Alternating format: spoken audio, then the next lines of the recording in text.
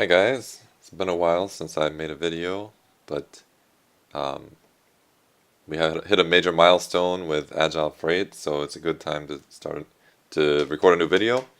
We're at 2.0, so I finished kind of the basic shipment workflow. It's not perfect, but it's workable, and what I want to do in this video is give you a demo, and then we'll talk a little bit about what's coming up in the next version. So as you can see in the history file on the project, basic quote shipment workflow, including documents, statuses, and movement visualization. So we're going to take an existing quote, and as you can see already, some things have changed on this page. There's a kind of visualization of the movement of the cargo, and there's also some filters. So this is an air shipment. I can deselect air and it will filter out air. I can view inactive and it will show an inactive. So I'm going to take this quote, which is an air quote from Basel to Sarasota for ABC widgets, creates the shipment based on all the quote information. It brings in the cargo, it brings in the parties that it knows about, it brings in all the movement. Now there's some extra fields which can be used for creating your document. There's also a confirmation status, so this starts as an unconfirmed job, and then once I hit confirm booking, it becomes a confirmed job, and this button changes to print Air Waybill because it's an air shipment. If it were road, or sorry, sea, it becomes a bill of lading document print. Okay, let's fill in a little bit more information. BCA widgets and notify party BCA widgets 1 Cherry Lane, USA. A reference number 1, 2, 3, 4, 5, and the description widgets. Alright, save that. Let's plan out the movement. Let's say it's going to leave on Tuesday. It's going to depart on the airplane on Wednesday. It's going to arrive on Thursday, and we're going to deliver it on Friday. And it's on, I don't know, BA 0277. Okay, and yeah, save that. And then let's print an Air Waybill. Alright. There's my Air Waybill. So not everything is filled in here, but a lot of the key information is there. There should be an Air Waybill number and a few other things filled in, but the key information is filled in. So as a kind of like a proof of concept, this is put together. So 10 pieces, 1,000 kilograms. The description is in there. The shipper and consignee are in there, and airport of departure is Basel, airport of destination is Tampa. All this is coming from the shipment. Then, if I go back to my customer, I can see I have this status of shipment 3, Basel 3. It's not received. One other thing to note is this BSL 003, the prefix comes from the branch. Right now I'm in Basel branch, and ABC Widgets is working with Basel branch, and it has an independent numbering system. So if I created another shipment or quote in Zurich, it would be different prefix, ZRH, and then a 001 or 002. So these are independent numbering systems which are maintained in the background. And it hasn't been picked up yet, so it's estimated pickup, estimated departure, estimated arrival, estimated delivery. I have like a really, really basic event update, so I can say it's received and press save. And then when I go back to the customer, it is received, it is not departed yet, so there's not a check here, it's not arrived, it's not delivered.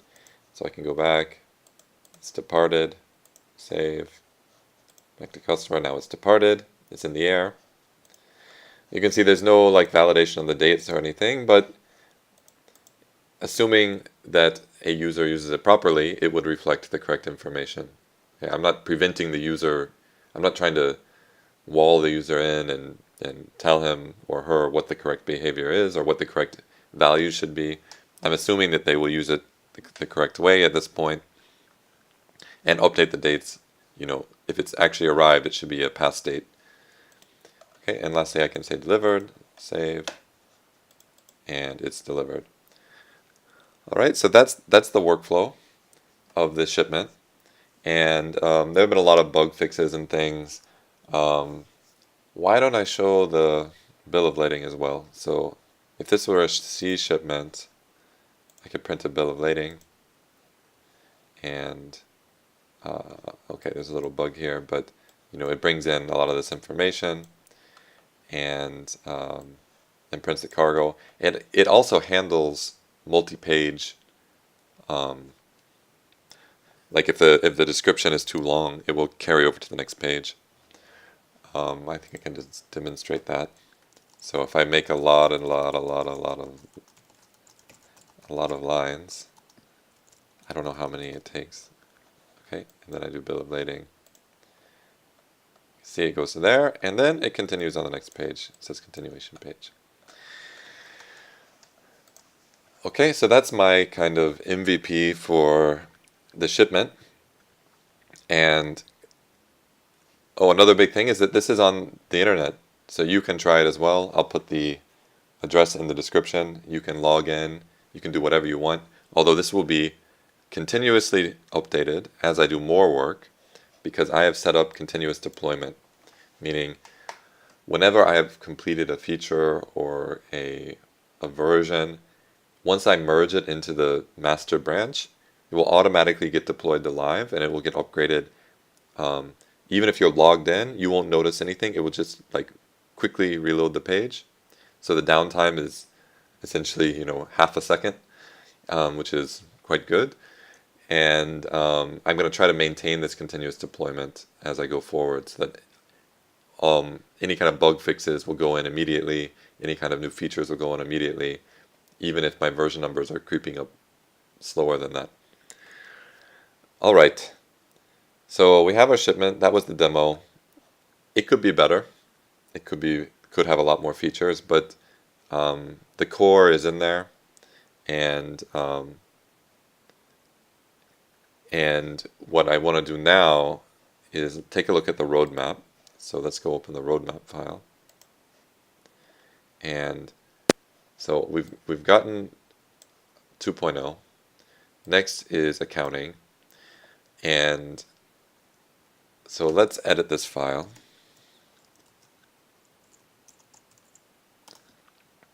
All right, so accounting. And whatever I do in the accounting should be in line with the vision. So let's remind ourselves of the vision. A modern web application that intelligently guides freight forwarding operations to maximize value. Keep on bleeding edge of web technologies, incorporate business intelligence, stay out of the way of the business, influence behavior in a way that brings value to the organization. So accounting is pretty tricky because there's potentially multiple customers involved, multiple suppliers involved, multiple branches involved. So I think my goal here, right, I think guides, stays out of the way of the business. That's priority number one. The thing has to fulfill the business requirement before it can do all this other stuff. We have to be able to account for all the different billing scenarios, accounting scenarios that are present in the business, and then we can come and do this intelligent stuff and value stuff. But if we can't do the basic transaction, then there can be no value, and we can't use the system. So I'm thinking that whatever solution I come up with for the first version of the accounting, it's going to be pretty manual.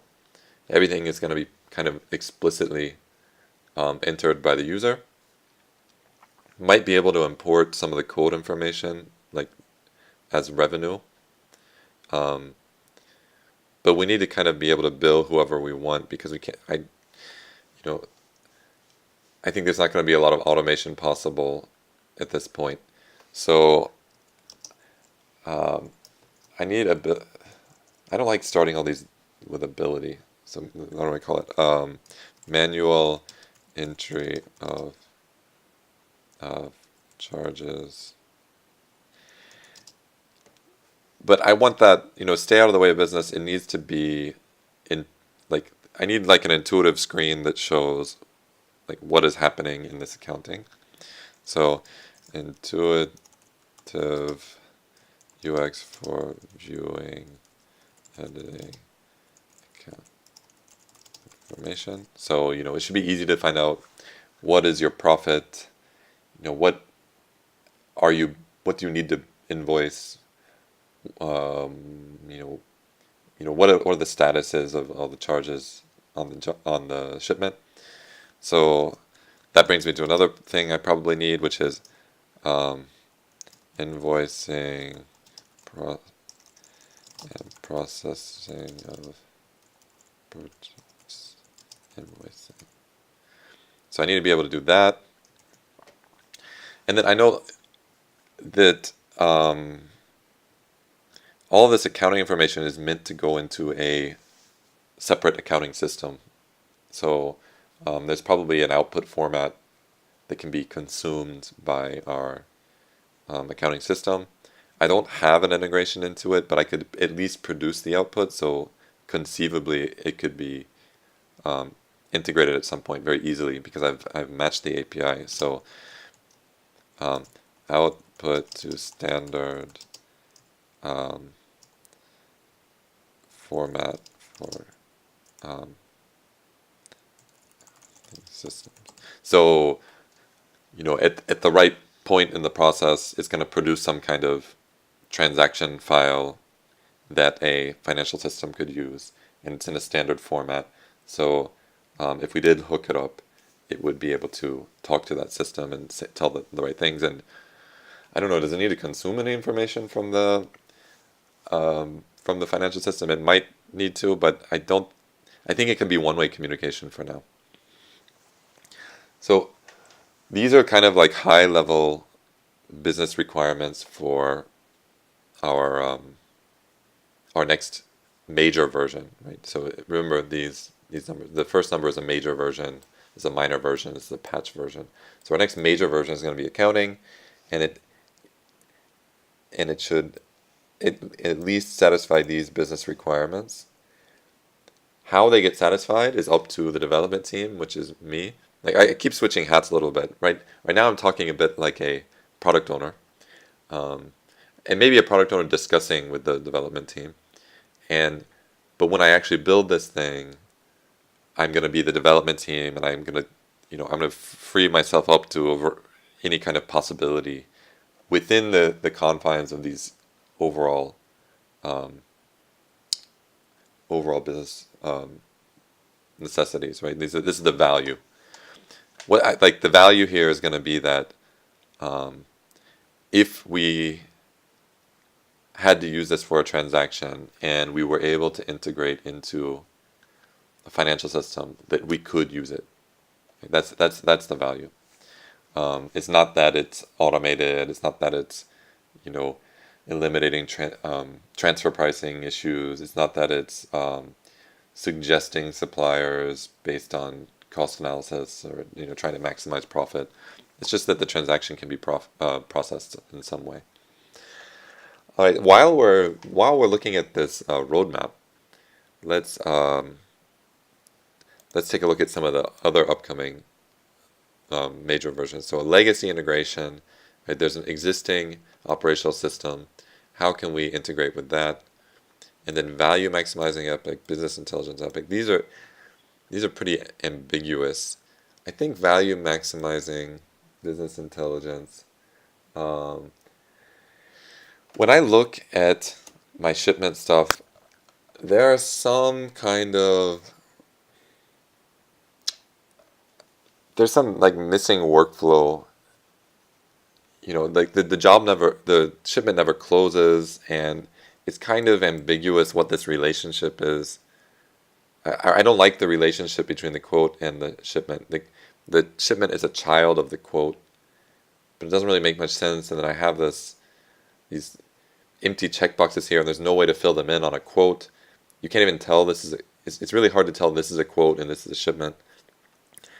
So I think that I want to have like a workflow major version.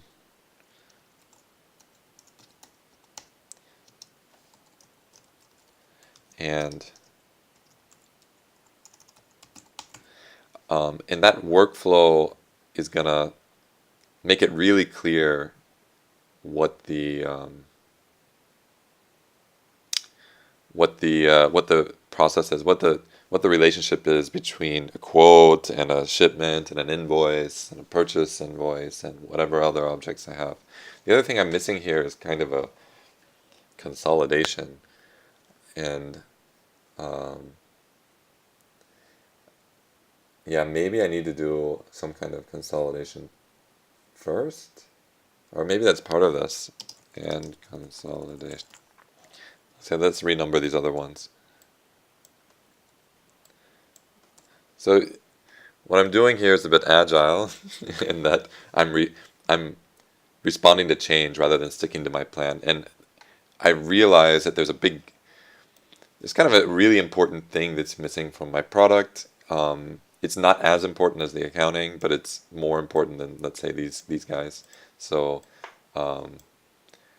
I've changed my plan, and I can do it on a whim. This isn't really a whim. This is based on my analysis of the product, and yeah, this is the right based on the information I have on hand. This is the right thing to do. I had an old plan, but that was bad.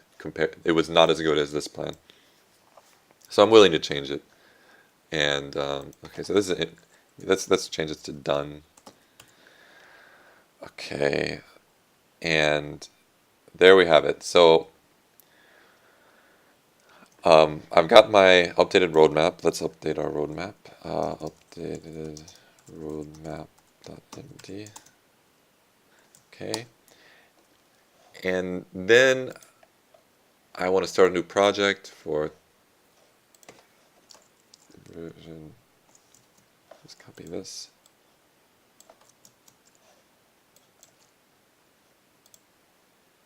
All right. So yeah, I did this. I did a project for the shipment version 2.0, and I use this to do in progress done. System worked pretty well. I've seen some other roadmap projects, one on v2.0.0 that did things a bit differently. It was always just kind of like upcoming stuff, and then they deleted it when it was done, and they categorized it. But it's not good for sprints. It kind of leaves, there's not a good timeline there. So I think I'll keep my structure for now. To do in progress. I think it was good for keeping me focused. That was kind of a mini retrospective of me talking to myself. So I have my epics here, manual entry of charges.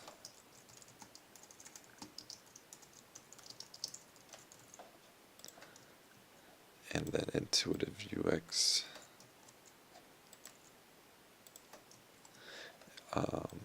Invoicing and processing of purchase invoice. Output to standard format. Okay, so those are my epics for this major release. Are they in the right order? I guess some of them, I could do them in a different order. I could do the output first, but I probably need to do some analysis. I need a tech spike. So a tech spike is where you do some research because you may not have enough information on hand. It wouldn't be a complete sprint, but it would be part of a sprint where you would investigate something for future sprints. Because you don't have enough information to commit to making that thing in the current sprint. You will invest some time in the sprint so that the following sprint you would know how long it would take to build. So I don't know how long it would take to build some of these things. So I need a tech spike.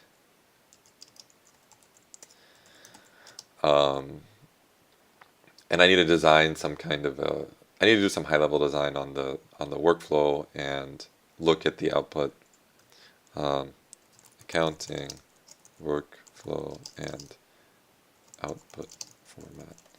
So that'll take some research for me. That probably needs to happen next. And and then one of these epics, well, I need to break down all of the epics, but we'll have to see based which one we work on next. I think probably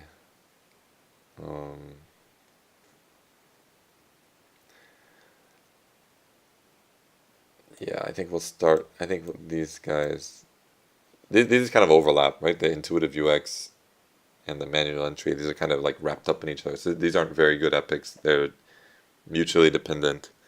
But I'll probably start working on one of these next, and then get to the output, and then the invoicing and purchasing of the invoicing is also kind of an output.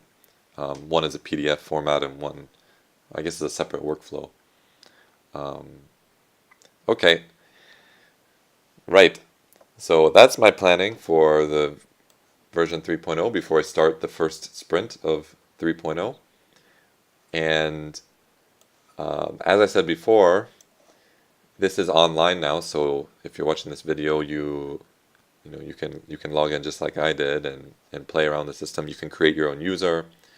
You can the only thing you don't have is admin rights, so you're stuck with my list of branches. I have admin rights, so I can make new ones. If you want more branches, you just ask me, and I'll put it in. But you can create customers, you can create quotes, you can create shipments. You can do all this workflow stuff that I have. And this is open source, so if you do find bugs, feel free to report them in here. You can go to this website as well, github.com. I'll put this in the link in the description.